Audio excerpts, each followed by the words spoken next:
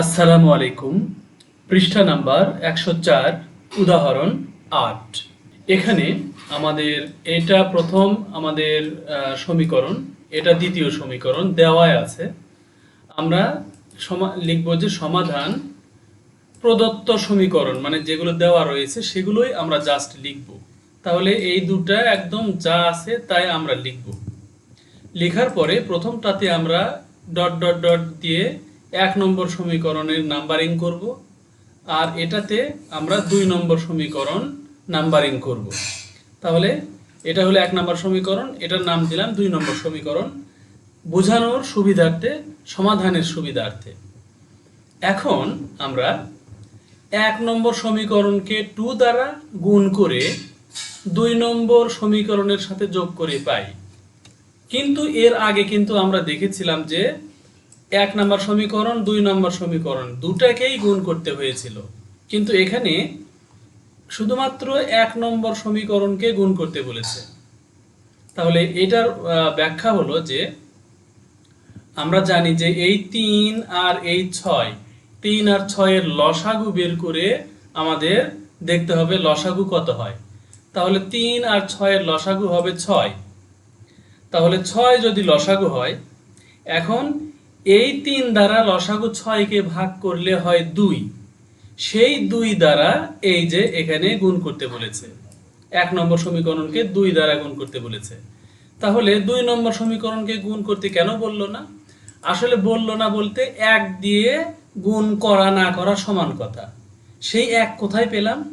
এই যে ৬, এই ৬ দ্বারা ওই লসাগু ৬কে ভাগ করলে ১ হয়। সেই ১ দ্বারা আমরা যদি এটাকে গুণ করি তাহলে এটাই হবে। অযথা ১ দ্বারা গুণ করে কোনো লাভ নাই, এজন্য এখানে আর গুণ করতে বলেনি। আচ্ছা, তাহলে মূলত এখানে ২ দ্বারা গুণ আর এখানে ১ দ্বারা গুণ। যেহেতু ১ দ্বারা গুণ করে কোনো লাভ হয় না, এই জন্য ১ দ্বারা গুণের কথা এখানে উল্লেখ করা হয়নি। এখন আমরা যদি এই ১ নম্বর সমীকরণকে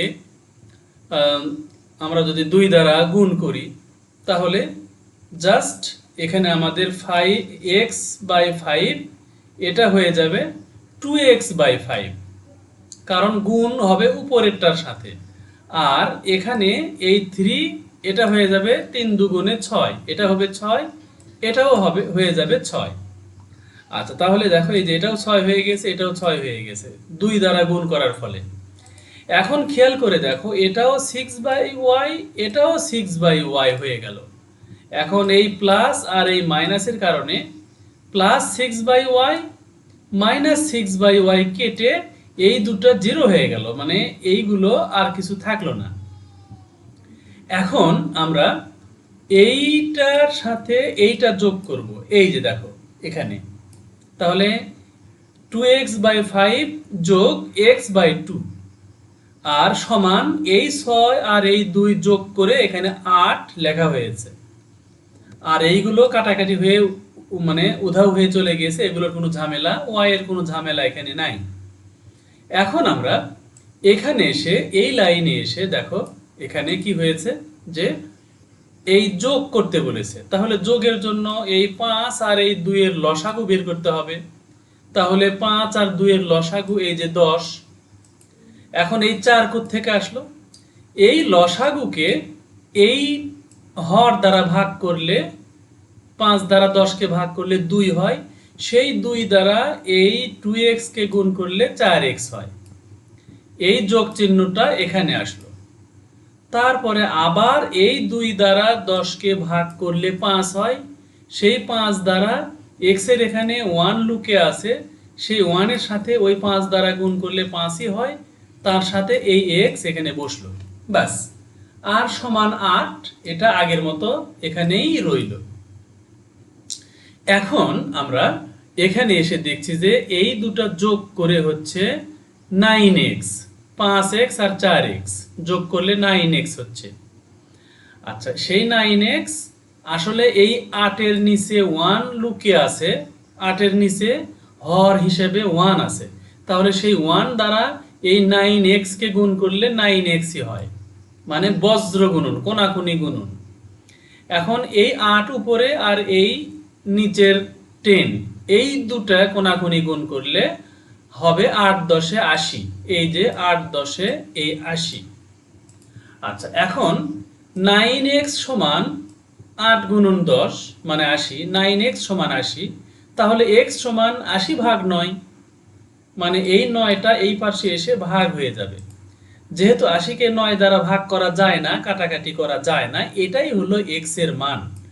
এই 80/9 এটাই হলো x এর মান আমরা পেয়ে গেলাম।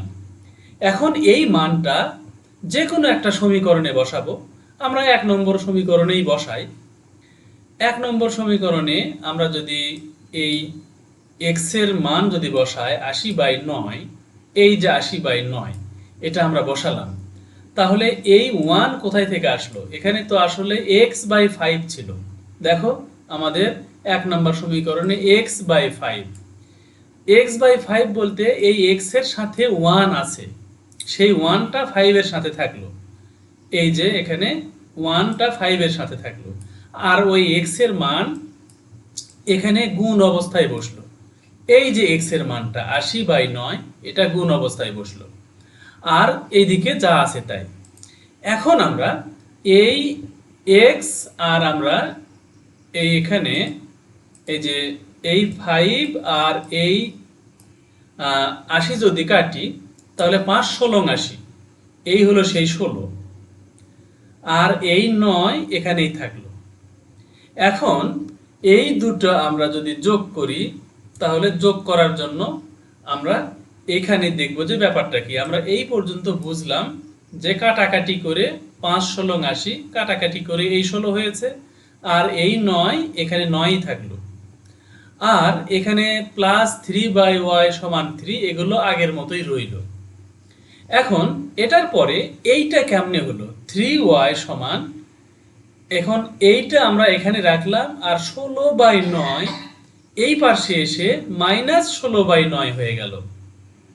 এখন এই 16/9 আর এই 3, এই দুটা বিয়োগ করতে গেলে আমাদের বুঝতে হবে এই 3 এর নিচে 1 আছে, 1 ধরে নিলাম।